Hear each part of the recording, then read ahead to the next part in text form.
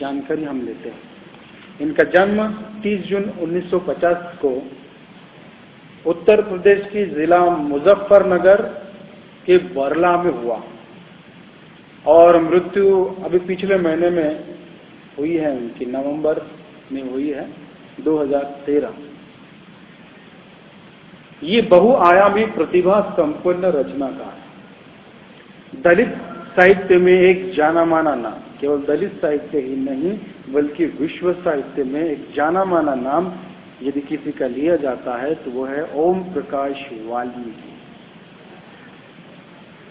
अब दलित विमर्श शायद आपके लिए एक नया होगा, मेरे ख्याल से पहली कविता है दलित साहित्य में आपके पाठ्यक्रम में, आप पहली बार पढ़ रहे होंगे ऐसा मुझे लगता है, क्योंकि दलित साहित्य अभी पिछले कुछ दशकों से जो है दलित साहित्य जो है अभी लिखा जा रहा है। पहले मराठी साहित्य में था, बाद में हिंदी साहित्य में आया। वास्तव में हिंदी साहित्य में 1903 के बाद सरस्वती पत्रिका में एक कविता छपी थी, हीरा डोम की, अछूत की शिकायतनामा। वहां से हिंदी साहित्य में दलित साहित्य का आरंभ माना जाता है। और फिर अभी चलकर 90 के दशक में और अभी 2000 और अभी उसके बाद इन दशकों में जो है दलित साहित्य जो है जोर पकड़ता हुआ नजर आता है। मराठी साहित्य में ज्यादातर दलित साहित्य लिखा गया है, अब हिंदी में वो आ रहा है। आरंभिक दलित साहित्य में ओम प्रकाश वाल्मीकि का नाम लिया जाता है। इन्होंने कहानियां लिखी, कविता लिखी, उपन्यास लिखा, इन्होंने नाटक भी लिखे हैं।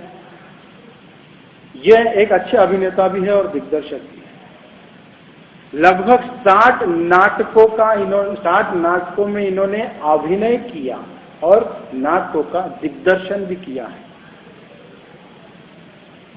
ओम प्रकाश वाल्मीकि की रचनाओं में उनकी आत्मकथा भी आती है, जूठन नामक। जूठन यह आत्मकथा विश्व के कई भाषाओं में इसका अनुवाद हुआ है। भारतीय भाषा में तो हुआ है, विदेशी भाषाओं में भी इसका अनुवाद हुआ है। जूठन से ओम प्रकाश वाल्मीकि का जो परिचय है और भी जो है बढ़ गया है। जूठन यह प्रसिद्ध रचना है उनकी। आपको वस्तुनिष्ठ प्रश्न में जूठन पूछा जा सकता है कि जूठन आत्मकथा किसकी है या जूठन किस विधा की रचना है, आत्मकथा, कविता, कहानी, नाटक। एक मार्क के लिए प्रश्न आ सकता है, तब आपको ये याद रखना है। जूठन में वास्तविक अनुभूति की अभिव्यक्ति उन्होंने की है। जीवन में जो उन्होंने भोगा था उस सच्चाई की अभिव्यक्ति उसमें की गई है। दलित साहित्य यह भोगे हुए सत्य को अभिव्यक्त करता है। उपेक्षित, पीड़ित,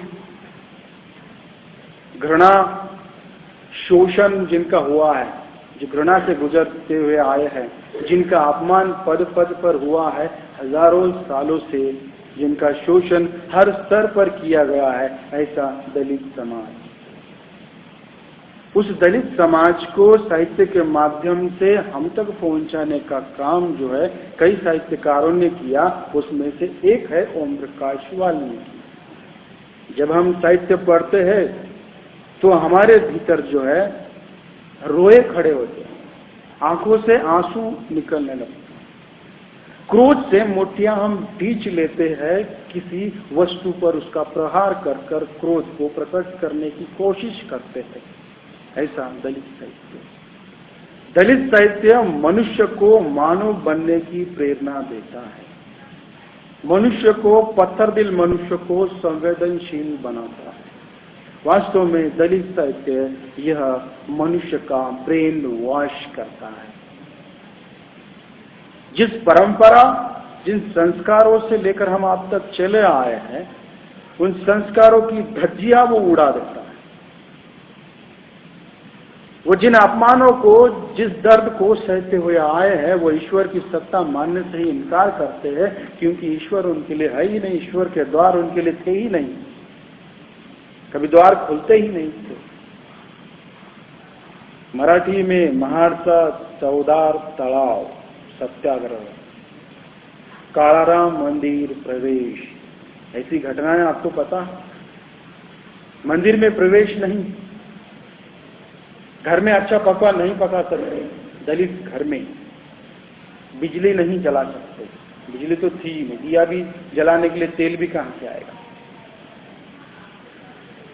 यदि कोई गलती से कहीं कोई ग्रंथ पाठ कर रहा है, धार्मिक ग्रंथ का, यदि वो श्लोक, यदि कोई दलित बाहर से गुजर रहा है, गलती से उसके कानों में वो श्लोक पड़ गए, गलती से सुन लिया, तब उसकी सजा जो है गर्म शीशे का पानी उसके कान में डाला जाता था।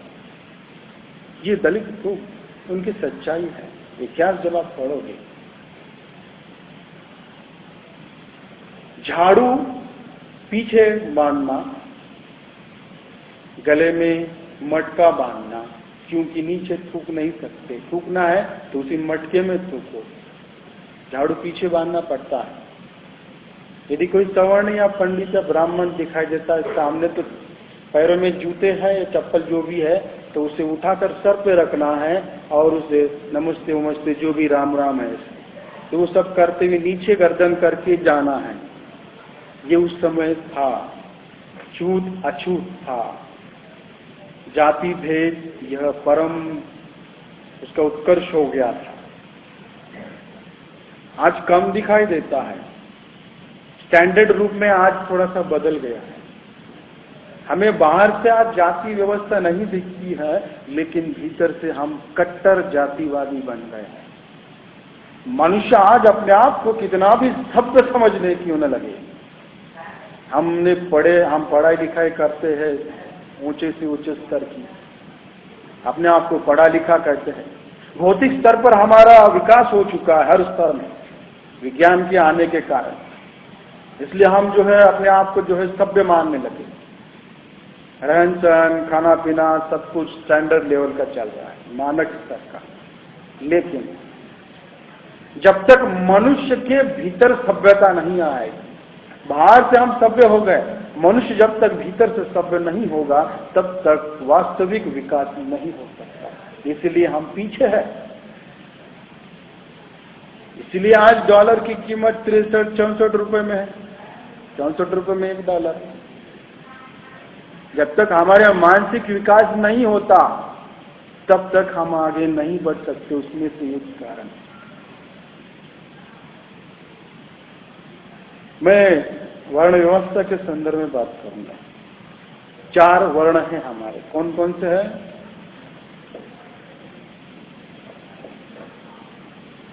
ब्राह्मण, क्षत्रिय, वैश्य, शूद्र। ब्राह्मण वैश्य जो है, क्षत्रिय शूद्र संदर्भ।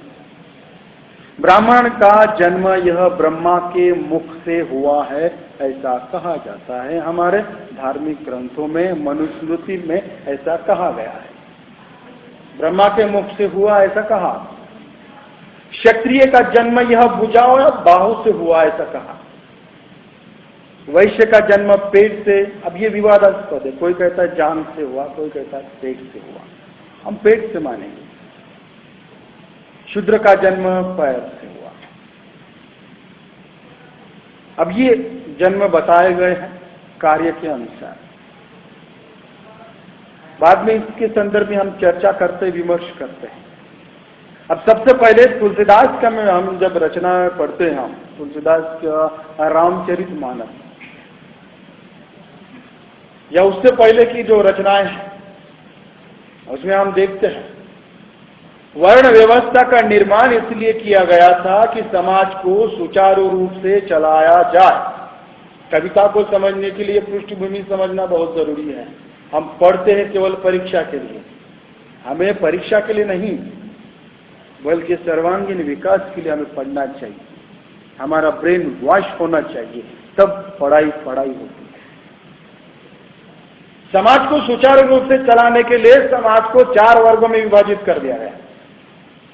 एक ब्राह्मण, उसे काम सौंपा गया, जो पढ़ सकते हैं अध्ययन करना उसका काम, और विद्या अर्जन करना और विद्या का दान देना। पढ़ना, पढ़ाना, ज्ञान अर्जित करना और ज्ञान देना, यह ब्राह्मण का कर्तव्य है। ये कोई भी हो सकता है, उस समय जाति पाति कुछ थी ही नहीं, और इनको कट्टर नियम थे इनके लिए। जो ब्राह्मण है ये जंगल में रहेंगे, सोने के लिए नीचे, फिर वो तृणों पर सोएंगे, इसी घास पर सोएंगे नीचे। बड़े कट्टर नियम थे इनके लिए। और खाना ये इनको मांग कर खाना पड़ेगा। समाज में जाना है, भिक्षा मांगना है और आकर वहीं बाहर जाकर खाना है और वहीं पर दीक्षा देना, बच्चों को पढ़ाना है। ये कट्टर नियम थे उनके लिए। ब्राह्मण कोई पर्टिकुलर एक जाति नहीं थी। जो विद्या का अध्ययन करता है और देता है वो ब्राह्मण। उस परिभाषा के तहत आज हम सभी ब्राह्मण हैं, है ना? जो अध्ययन करता है ब्राह्मण। अब ब्राह्मण मैं अपने अनुसार उसकी परिभाषा करता हूं, जिसे ब्रह्म का ज्ञान होता है। मनुष्य के भीतर ब्रह्म है, जिसे हम कुंडलिनी कहते हैं। 3-3.5 चक्रों में वह होती है। चक्रों में नहीं, 4-3.5 जो है लपेटे मारे हुए होती है। और वह हमारे 7 चक्र हमारे शरीर के भीतर। 7वां चक्र का जब भेदन होता है, यहां पर होता है, मस्तिष्क के 4 द्वार खुल जाते हैं, उसे ब्रह्म कमल कहा जाता है। जब वो खुलता है ब्रह्मरंध्र, वहां पर कहा जाता है ब्रह्म की प्राप्ति। माने उसे सारे सृष्टि का ज्ञान अपने आप हो जाता है। और ये सत्य है, इसमें कोई झूठ नहीं है और मैं इसके लिए कोई झूठा बात नहीं करूंगा। तो ये दूसरा लेते हैं क्षत्रिय के संदर्भ में। क्षत्रिय किसे? जिसकी भुजाओं में शक्ति है, जो समाज का रक्षण कर सकता है, वह क्षत्रिय। कैटेगरी बनाई गई, उनको काम सौंप दिया गया, तुम क्षत्रिय का काम करो, जाओ। जिसकी भुजाओं में ताकत है, जो समाज की रक्षा कर सकता है, वह क्षत्रिय बना। अब खाने का सवाल उठा, पेट भरना तो पड़ेगा जिंदा रहने के लिए। तब ये काम किसको दिया जाए? वैश्य को दिया जाए। तू अच्छी तरह से बिजनेस कर सकता है, जाओ, तुम्हें यहां हम काम देते हैं। वैश्यों ने वो काम संभाल लिया, बिजनेस वाला। अंतिम काम, जो बचे हुए हैं, जिसको कोई काम नहीं आता है, वो इन तीनों की सेवा करने का काम इसको दिया, सबसे निचला काम। ये कोई जाति नहीं थी, जिसको जो काम आता है वो उस कैटेगरी में चले जाओ। पढ़ा सकते हो, पढ़ाने की कैटेगरी में जाओ। रक्षा कर सकते हो, वहां जाओ। बिजनेस कर सकते हो, वहां जाओ, वो आप वैश्य बन जाओगे। नहीं आता काम, आप शूद्र बन जाओगे। लेकिन जब इनके बच्चे हुए, आगे चलकर धीरे धीरे वर्ग वर्ण में परिवर्तित होता चला गया और वह धीरे धीरे जाति प्रथा में आ गया। छूत अछूत संप्रदाय बन, छूत अछूत जो जिसे कहते हैं वो बन गया। शायद इस तरह से आपको किसी ने बताया नहीं होगा। हमें जाति इतनी हमें पता है कि ऐसा जाति है। आज भी हम अपने आप को किस जाति में, किस कैटेगरी में रखना है, ये हम तय करें। हमें ज्ञान आता है, हम ज्ञान दे सकते, इसलिए हम ब्राह्मण की कैटेगरी में। हम रक्षा कर सकते तो क्षत्रिय। वास्तव में हम चारों कैटेगरी में आते हैं। खुद का काम खुद करना, दूसरों का भी करना, हम शूद्र हैं। बाजार जाना, बाजार से सामान लेकर आना वगैरह वगैरह, वैश्य की तरह। खुद की रक्षा, दूसरों की रक्षा करना क्षत्रिय। अध्ययन करना, विद्या का अर्जन करना और दूसरों को देना ब्राह्मण। ये चारों वर्ग हमारे भीतर है, हम चारों भी है। आप कोई एक पर्टिकुलर जाति हमारी नहीं है। लेकिन आगे चलकर जातियां बनती चले गई और शूद्र को अपमानित किया गया तीनों वर्गों के द्वारा। वो जाति बन गई, अछूत बन गया, क्योंकि उसे मरे हुए जानवरों को साफ करना पड़ता था, उसकी खाल खींचना पड़ता था। जब उसे खाने के लिए नहीं है तो मरे हुए जानवर का मांस भी खाना पड़ता था। गंदे काम उसे करना पड़ता था, इसलिए उसके शरीर से दुर्गंध आती थी और दुर्गंध आने के कारण लोग उसके निकट नहीं जाते थे। उसकी बदबू आती थी, इसीलिए नाक दबाकर जाना, भाई तेरा स्पर्श नहीं चाहिए, ये दुर्गंध लग जाएगी, बीमारी लग जाएगी, अछूत। लेकिन ये उस समय वो काम करता था, इसलिए अछूत ठीक था। लेकिन बाद के लोग थोड़े ना, बाद के लोग तो फ्रेश रहते थे, अच्छा ना कर धोकर साफ स्वच्छ अच्छे कपड़े पहन के आते थे। वो तो अछूत नहीं थे ना, उसमें से बदबू तो नहीं आती थी ना, फिर वो अछूत क्यों? गंदा काम किया, दुर्गंध आ रही, ठीक है, उससे दूर है। हम जो भी आज भी जिससे दुर्गंध आती है वगैरह, हम दूर रहते हैं। पसीने के दिनों में हमको बहुत पसीना आता है, दुर्गंध छूटती है, हम उससे दूर रहते हैं। इसका मतलब वो अछूत है क्या? नहीं, जातियां ऐसे बन गई। आज भी शूद्रों को, दलितों को जो है अपमानपूर्ण जीवन जीना पड़ता है। उसका नाम पूछा जाता है, उसकी जाति पूछी जाती है और जाति पूछने के बाद उसके साथ व्यवहार किया जाता है। ओम प्रकाश वाल्मीकि की जूठन आत्मकथा जब मैं पढ़ रहा था, उसमें देखिएगा ट्रेन में वो सफर कर रहे थे, शायद आपको पहले से पता है ना, आपको मेरे जूठन पढ़ा है आपने? मुझे ऐसे लगा आप बीच में चर्चा कर रहे, मला माहित है, ऐसा मुझे लगा, ऐसा कुछ गलत मत समझिएगा। तो जूठे जब मैं पढ़ रहा था तो ट्रेन में सफर कर रहे थे, सामने वाला एक बर्थ में बैठे, टिफिन निकाला, सामने वाले ने टिफिन निकाल कर अब खाना है। हमारे यहाँ प्रथा है, ट्रेन में खाते समय हम सामने वाले को पूछते हैं, आप खाइए या ना थोड़ा, है ना, बोलते ना। अब इसमें भी कैटेगरी होते हैं, बोला जो सच्चे दिल वाला है वो बोलता है ठीक है, पूरी रोटी निकालेगा जाना, या फिर सामने ऐसे करेगा क्या जोड़ो पाइए, या फिर लेगा जबरदस्ती खिलाएगा। अब उसमें एक कंजूस होता है, क्या ना, एक ही बार बोलता है क्या ना, थोड़े से एवढं से, उसको खिलाना नहीं है, बोलते थोड़ा सा क्या, थोड़ा सा लीजिए थोड़ा सा। अब मैं भी ऐसे कभी कभी कंजूस टाइप का था, वैसे मैं खाना नहीं खाता ट्रेन में, कभी घर से खाया। जब स्कूल कॉलेज में पढ़ाई करता था, मानसिकता वैसी थी ना उस समय, क्योंकि जो समाज सिखाता है हम वही सीखते हैं, पढ़ने के बाद हमारा ब्रेन वॉश हो जाता है। तो मैं भी ऐसे ही था, भूख भयानक लग रही, मैं दूसरों को क्यों पूछूं, और हम क्या करते, सामने वाला देखना चाहिए, जिस बात पर बैठे इधर सब बैठे इधर मुंह करके, और कुछ लोग मैंने ऐसे देखे घूंघट निकालते और चुप करना, तो मैंने जो उनकी देखा देखी, मैं भी एक बार देखा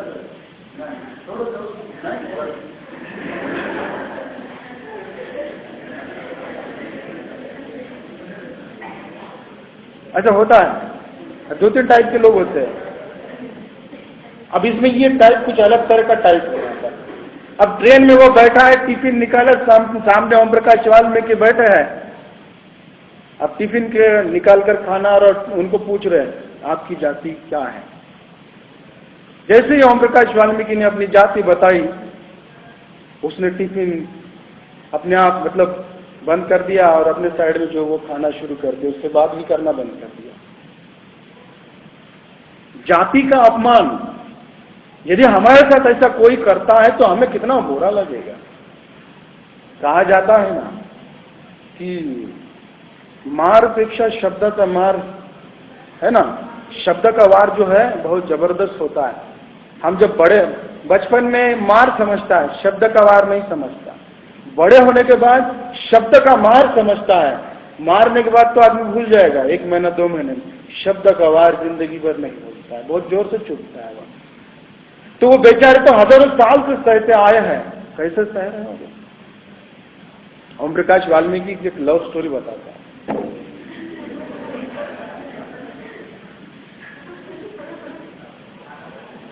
कुलकर्णी से उनका परिचय हो गया था।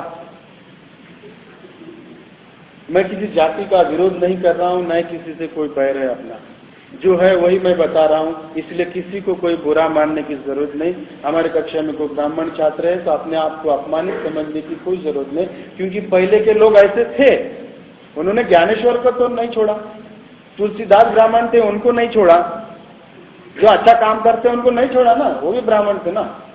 तुलसीदास आज जनमानस में फेमस है, ज्ञानेश्वर आज जनमानस में फेमस है ना। तो इसलिए बुरा मानने की कोई जरूरत नहीं है, अपमानित होने की कोई जरूरत नहीं, क्योंकि उनके बारे में है ही नहीं, जो गलत है उसके बारे में। तो मैं चल रहा था कि वो कुलकर्णी से मुलाकात, और वो कुलकर्णी जो है उसे घर पर लेकर गया। वाल्मीकि नाम जो है, ऐसा सरनेम सुनते ही ऐसा लगता है कि ब्राह्मण है ना, उसे लगा ब्राह्मण है, चलो लेकर जाओ। घर पे लेकर गया, चाय वाय नाश्ता वगैरह सब हो गया। उसकी लड़की आई, वास्तव में लड़की के लिए उसको लेकर गया, क्योंकि लड़का अच्छा दिखा। बाप पिता का हृदय लड़का ढूंढते, वर ढूंढते रहता लड़की के लिए, तब वो वर के रूप में उसे अच्छा लगा। अब लड़की की मुलाकात हुई, आगे चलकर धीरे धीरे ये मुलाकात प्रेम में परिणत हो गई। अभी एक बार जब ये चाय पी रहे थे ऐसे में, उस समय प्राध्यापक कांबळे वहां पर आए थे, उनके लिए एक स्पेशल कप ला कर दिया गया, पुराना वाला कप, और उस कप में उसे चाय दिया गया था। वाल्मीकि को, ये ब्राह्मण था ना उस समय, इसलिए उसको स्टैंडर्ड कप में चाय दिया गया। तो उसे बुरा लगा, अरे उसे ऐसा कप और मुझे, और कप वो भी साइड में रखा हुआ, और घर की औरतों ने उसे नहीं ला कर दिया, बल्कि वो कुलकर्णी जाकर उसको देता है, और घर की औरतों ने इसको वाल्मीकि को ला कर दिया था। बाद में उसने पूछा था ऐसा क्यों, हमारे यहाँ यज्ञ के लिए अलग कप होता है। अब भाई जो उपन्यास आत्मकथा में लिखा है मैं वही बोल रहा हूँ, मेरे दिल से मैं कुछ नहीं बोल रहा। चाहे तो मेरे पास किताब है, आप पढ़ सकते हो, जो सच है सच है। अब आगे चलकर प्रेम बहुत प्रगाढ़ होते गया, और एक बार वो मतलब 2-3 बार मंदिर गए हो, लेकिन वाल्मीकि जी कभी मंदिर में गए नहीं, और उसका कारण बताया नहीं। कभी उस लड़की ने वाल्मीकि से उसकी जाति नहीं पूछी थी, और वाल्मीकि ने कहा इन्हें पूछा नहीं तो मैं क्यों बताऊं, बताना भी उचित नहीं समझा। वाल्मीकि का एक दोस्त था ओम प्रकाश का, दोस्त को बताया कि ऐसी सी बात है, मेरी जाति तो, मैं तो दलित हूँ, चमार हूँ, और ये ब्राह्मण है, कैसे जमेगा। मैंने उसे बताया नहीं, मैं बताऊंगा तो कैसे होगा। उसने कहा उससे पूछा क्या, नहीं पूछा ना, फिर रहने देना। लेकिन वाल्मीकि जी चाहते कि मैं झूठ फरेब की इसमें नहीं रहूंगा, मैं बता दूंगा, मैं धोखा नहीं देना चाहता। वो गलत समझ रहे होगी, मुझे ब्राह्मण समझ रहे होगी वगैरह। एक दिन ऐसे ही मंदिर में नहीं गया, और उसने पूछ लिया कि मंदिर में न आने का कारण। तब उसने पूछा वापस कि प्राध्यापक कांबळे के साथ ऐसा क्यों। उसने कहा हमारे यहाँ एससी के लोगों के साथ ऐसे होता है, हमें सिखाया गया ऐसा कि वो आएंगे तो उनके लिए अलग कप दो। तो उसने कहा कि यदि मैं एससी हूं ऐसा कहूं तो वो कहते हैं नहीं, ऐसा हो ही नहीं सकता। नहीं, अगर होगा तो नहीं, ऐसा हो ही नहीं सकता। उसने बताया कि मैं एससी ही हूं, तब उसका दिल जो है उसका टूट गया। जवान फिसल जाते कभी कभी दिल, तो दिल टूट गया उस समय। दिल के टुकड़े 1000 हो गए, कोई यहां गिरा कोई वहां गिरा। अब टूटे दिल से कहा कि मुझे तुमने ये राज बताया, लेकिन मेरे पिता को मत बताना। क्यों? क्योंकि मेरे पिता ने सारे समाज को बताया है कि तुम्हारे साथ विवाह होने वाला है। जब उन्हें पता चलेगा कि तुम एससी की हो तो उनकी जो है नाक कट जाएगी, गर्दन शर्म से नीचे झुक जाएगी, इसलिए उन्हें कभी मत बताना कि तुम एससी के हो। और ओम प्रकाश ने कहा ठीक है, नहीं बताऊंगा, और वो चला गया उस और यह चले गए सो। दोनों अपने अपने मार्ग पर चले गए। प्रेम बनते बनते टूट गया। जातियां प्रेम में दीवार बन गई। आज की वास्तविकता है यह। सजा किसी की सजा किसी और को मिलती है। प्रेम जाति धर्म ऐसा कुछ देखकर होता नहीं है। प्रेम किया नहीं जाता, हो जाता है।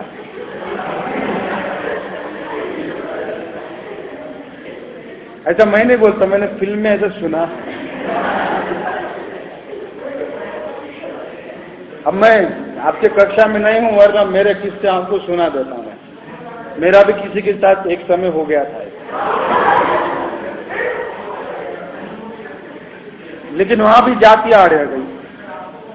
खैर, उस संदर्भ में वो बहुत रोमांटिक लव स्टोरी, इसलिए मैं नहीं बोलूंगा। उसके लिए एक पीरियड लग सकता है, वो बाद में कभी ऐसे फुर्सत नहीं होता। तो वास्तविक बात जो है यहाँ मानवीय मूल्यों की बात है।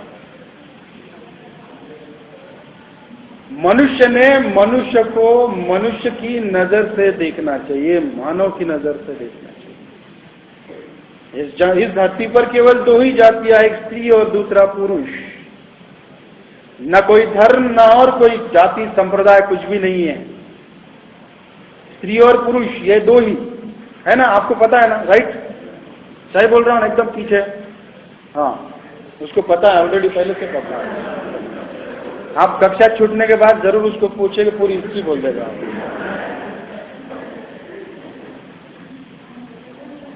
तो बनाने वाले ने कोई भेदभाव नहीं किया, तो हम क्यों भेदभाव करें? मनुष्य ने ही ईश्वर का निर्माण किया, मनुष्य ने ही जातियां बनाई, हमने अपनी सुविधा के अनुसार सब कुछ बनाया।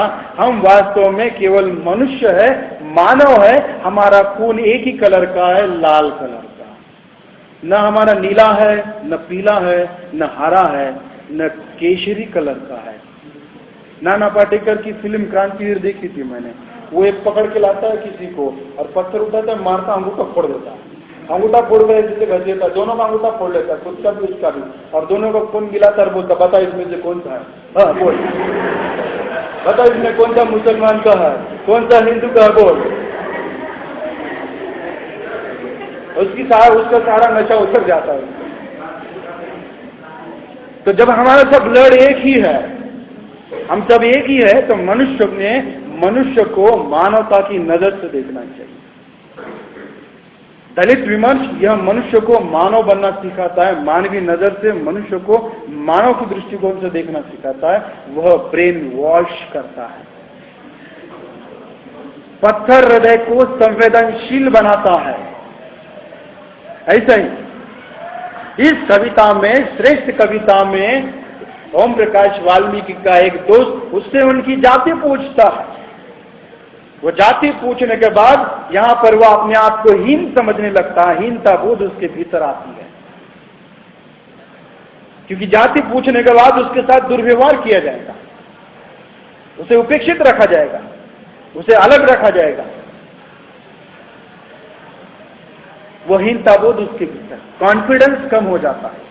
जब मनुष्य का कॉन्फिडेंस कम होता है, आत्मविश्वास कम होता है, तो वो अपने आप को अलग, निराशा की दुनिया में ले जाता है, अकेलेपन का वो शिकार हो जाता है। ऐसे में कुछ भी हो सकता है, आत्महत्या भी कर सकता है, मनुष्य का मस्तिष्क विकृत हो सकता है, वो किसी भी मार्ग का चयन कर सकता है। इसीलिए उसे सामाजिकता उसमें होनी चाहिए। यहां पर फिर जब ओम प्रकाश को इस तरह से प्रश्न पूछा गया कि आपकी जाति क्या है, तब ओम प्रकाश ने भी एक बार ऐसे ही उससे प्रश्न पूछ लिया कि आपकी जाति क्या है। तब उसने कहा, क्या कहा? उसने कहा कि मैं जन्मा हूं ब्रह्मा के मुख से, इसलिए मैं श्रेष्ठ हूं। तब उसे लगा कि ताज्जुब है, मनुष्य का जन्म होता है सिर्फ मां की गर्भ से, फिर आप कैसे पैदा हो गए ब्रह्मा के मुख से? बात तो सही है, विज्ञान के छात्र हैं हम ऐसे वैसे भरोसा नहीं करते, है ना? जो है वह है। विज्ञान मतलब क्या? विशिष्ट ज्ञान। दिखा तभी मैं मानूंगा, नहीं दिखा नहीं मानूंगा। भूत, हमको पता ही नहीं भूत क्या होता है ना? ऐसा हम बोलते विज्ञान। तो यहां पर प्रश्न किया इसने, जब उसको प्रश्न किया तो उसने कहा कि मैं जो है ब्रह्मा के मुख से जन्मा हूं, इसलिए मैं श्रेष्ठ हूं। अब इससे प्रश्न उपस्थित हो गया, इसके मन में ताज्जुब है कि सबका जन्म जो है मां की गर्भ से होता है और इसका जन्म जो है ब्रह्मा के मुख से हो गया। वो व्यंग्य वहां पर कर रहा है, वो अपने भीतर के टीच को बाहर निकाल रहा है। बात में तो दम है। क्या आपने देखा ब्रह्मा जी को? आपने देखा? किसने देखा? मैंने तो नहीं देखा। हाँ, टेलीविजन सीरियल में देखा ब्रह्मा को। वो कमल पर बैठे हुए होते हैं और 3 मुंडियां होती है उनकी। जो देखा वो बोल रहा हूं, मैं कोई अपमान नहीं कर रहा हूं, क्योंकि मैंने देखा ही नहीं तो मैं कैसे बोलूं। हाँ, टेलीविजन में देखा, किताबों में जिन्होंने लिखा था, वर्णन किया था, वो मैंने सुना। किताबों में कुछ भी लिखा जा सकता। अब ब्रह्मा के मुख से जन्म और यहाँ भुजाओं से जन्म हो गया शक्तियों, फिर किसी का पेट से जन्म हुआ, किसी का पैर से जन्म हुआ। आज किसी का जन्म ऐसा क्यों नहीं होता? हाँ, टेस्ट ट्यूब बेबी अभी आजकल आ गया, विज्ञान ने वो प्रगति कर ली है। टेस्ट ट्यूब बेबी हो सकती है, क्लोन हम बना सकते। ये प्रश्न उपस्थित हो गया। मुझे हमारे धर्म पर कभी कभी चिकित्सा या ऐसे जिज्ञासा निर्माण होती है। वो कहा जाता है कि हमारी पृथ्वी जो है शेषनाग के मस्तक पर विराजमान है, और शेषनाग के ऐसे ही रहेंगे कि हजारों सालों के, वो इधर उधर तो ऐसे करेंगे। इधर उधर किया कि कुर्सी हिलेगी, धड़ाम से नीचे गिरेगी। तो ऐसा प्रश्न उपस्थित होता है। वैसे फैक्ट बहुत से हैं हमारे पास सर्जन के संदर्भ में या ऐसे। अब साइंस के छात्र हो, आप आगे चलकर और भी प्रगति करोगे। सबसे पहला सर्जन कौन है पता है क्या आपको? नहीं, महादेव जी हैं। आप पूछोगे कैसे, क्या ये कैसे संभव है, ये कैसे पॉसिबल है? भाई सबसे पहले क्या हुआ, गणेश जी का सर उड़ा दिया, हाथी का सर लाकर जोड़ दिया। ये पहली सर्जरी की थी ना उन्होंने, है ना? ऐसे कई सर्जरी है, आप निकालिएगा। आप अंबालिका का नाम सुना होगा महाभारत में, है ना? स्त्री है, अंबालिका नाम है या दूसरा कुछ तो नाम, अंबिका ऐसा कुछ तो नाम। वो स्त्री है और अपने आप को पुरुष बनाती है, पुरुष में रूपांतरित करती है एक ऋषि के द्वारा। वो सर्जरी करके उसे पुरुष बनाता है। आप मेंटली मैच्योर हो, आपके सामने बोलने में मुझे कोई ऐसा आपत्ति नहीं आनी चाहिए और आपकी भी नहीं होनी चाहिए। खैर बोलते बोलते निकल गया, जनरल नॉलेज है, ऐसे निकल जाता है मेरे मुख से जनरल नॉलेज। तो कविता के संदर्भ में कविता एक बार पढ़कर सुनाता हूं। हिकारत से पूछा उसने मेरा नाम मेरी जाति, मैं गड़ गया जमीन में हीनता बोझ से। उसने जाति पूछी थी और ये हीनता बोझ से गड़ गया। तब एक रोज मैंने भी जुटाई हिम्मत और पूछ लिया उससे वही सवाल। देखा उसने मेरी ओर, बोला मैं जन्मा हूं ब्रह्मा के मुख से इसलिए श्रेष्ठ हूं। ताज्जुब है, मनुष्य का जन्म तो होता है सिर्फ मां के गर्भ से, फिर आप कैसे पैदा हो गए ब्रह्मा के मुख से? कविता में कुछ खास नहीं है पढ़ने या पढ़ाने लायक, एक संदेश देता है, एक संदेश देती है कविता। बड़ी सरल कविता है। उसने क्वेश्चन पूछा, इसने भी क्वेश्चन पूछा और उसके ऊपर एक प्रश्न चिन्ह उपस्थित हुआ और उसका उत्तर यहाँ दिया। व्यंग्य यहाँ पर वो इस कविता के माध्यम से कर रहे हैं। दलित साहित्य में ऐसा व्यंग्य हमें दिखाई देता है जब दलित अछूत है, इनसे छोटे काम करवाए जाते। कुएं पर पानी भी नहीं भर सकते ये लोग। जिसने कुएं का स्पर्श किया वो पापी हो गया, फिर उसको मारेंगे, पीटेंगे और कुएं को जो है साफ स्वच्छ करेंगे, पवित्र किया जाएगा। मंदिर में गलती से गया, मंदिर को पवित्र किया जाएगा, गौमूत्र से वगैरह शुद्ध किया जाएगा। तो ऐसे ही इनसे काम करवाया जाता है। तो एक बार दलित दामोदर मोरे नामक एक कवि है, अभी सेकंड ईयर के सिलेबस में है, उनकी एक दूसरी कविता है, कुआं खोदते ये लोग। और कुआं खोदते खोदते जब पानी लगने का समय आता है तब कुआं का काम रोक देते हैं। अभी सभी मजदूर दलित है, तो वो आकर बोलते, वो बाहर जो उसके कुएं का मालिक है वो आकर पूछता है, अगर तुमने काम क्यों रोक दिया? तो उन्होंने कहा हम कौन है, अछूत है।